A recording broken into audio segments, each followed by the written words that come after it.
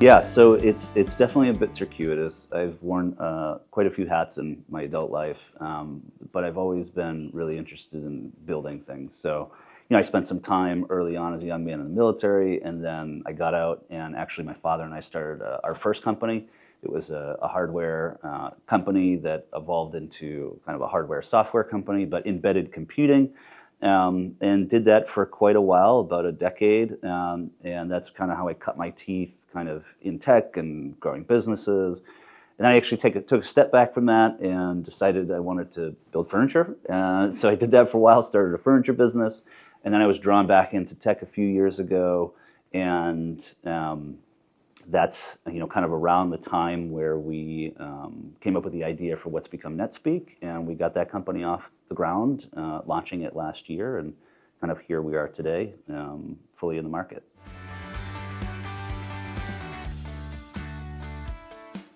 We've developed a vertically integrated AI that deploys into those networks and can observe the technologies, can control the technologies, can work alongside human operators to essentially assume a lot of the kind of mundane and redundant tier 1 and tier 2 support activities. And so how we kind of came into that was, in my previous experience, I was in the tangential industry, and we were aware that there were a lot of problems with people trying to manage those spaces. And so we started to try to build tools for those operators. We took a step back and realized we could actually build, in some sense, the network operator. So what we did is we started building software technology and a SaaS platform that could be deployed into those networks that was centered around this kind of superhuman AI intelligence that could monitor and manage all of those technologies kind of 365 days a year.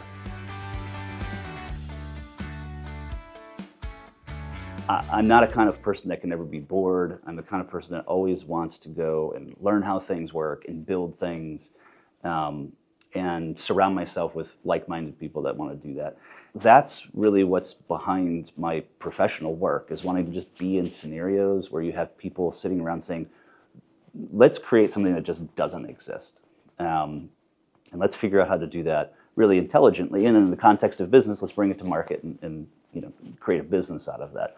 What was really underneath all of that is just the desire and the motivation to, keep learning, keep building, and just be excited around a lot of excited people doing the same thing. There's different things, different challenges at different stages. Certainly discipline is a big challenge. When you're doing something new and you take some of that kind of creative energy and creative mindset and you're building things that don't exist, it's very easy to be pulled in a lot of different directions. And so being able to have that North Star and say, this is what we're going after, and not be totally removed from the opportunity to pivot and move and adapt. Of course you have to do that, but to still develop and maintain that North Star and be disciplined enough to not chase the next exciting thing that comes, because there's a lot of them. I mean, even just with our platform and product, we'll bring it to a lot of customers and say, this is amazing, we want this, but can you also do this, or can you do that? And say, well, maybe, but right now let's just solve these problems at hand. And not just having the internal and personal discipline, but building an environment where the entire team stays disciplined, I think is very challenging. I honestly find it challenging to answer that question a lot of times, because who am I to offer advice? But while you want to surround yourself with an extraordinary team and people in here, and even especially, fundraising, how many times you're trying to start a business, you're going to go through this dozens and dozens of times, and you're going to hear lots of different feedback from different people and different perspectives. But you still have to kind of almost follow your instincts and, again, drive things forward, hear everyone, assimilate all the information that you're getting, filter through it, but press forward as much as possible. In that same sense, there's no way to accomplish anything of meaning really alone. So surrounding yourself with the best people, be discerning on kind of who you let in. My best days end when I feel like the team has everything under control. Thinking 3 to 5 years ahead for an early stage AI company is really challenging. We have this kind of first to market or first mover advantage in our market.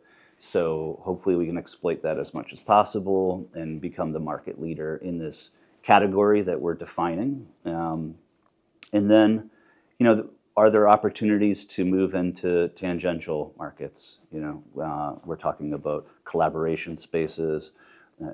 Building management is right there. You have harder IT. So there's lots of opportunities where you have these kind of networks, unified application to bring them all together.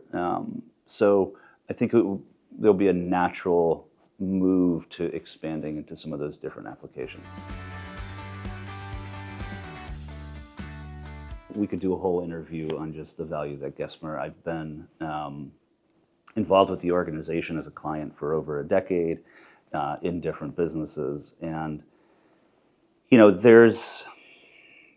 there's the very kind of tangible, kind of tactile, hard business things. But I think there's so much more that I've gained over the years. Gesmer is very clearly thinking long term. They're investing in their partners, in their clients. And I have definitely benefit from that when I might need something that is not, I might just need advice and guidance and mentorship. And I've felt very fortunate to be able to, I've gotten to know many of the partners over the years, and everyone has been supportive, whether or not it's on the clock. And I think that's unique to the organization. Always answer the phone, always picked it up, even if whether it is or isn't a billable hour is almost like secondary to that. So I felt very supported from the very early days. Why I go with Gesmer is really because I feel it's the center of a community. I can go and I can call up someone here at Gesmer, and it has nothing to do with legal advice. I might need accounting help or something like that, or I might need to find a new office space, and I can say, who should I be talking to? And they'll be, here you go. Here's the person. Here's the contact.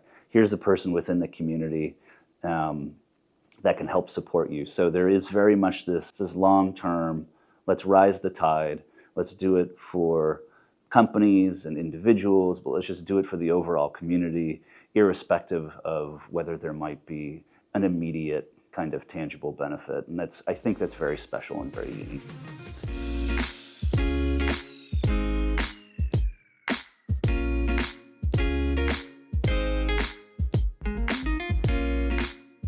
Thanks so much for watching. If you'd like to learn more, reach out to our social media or go to our website, Gesmer.com.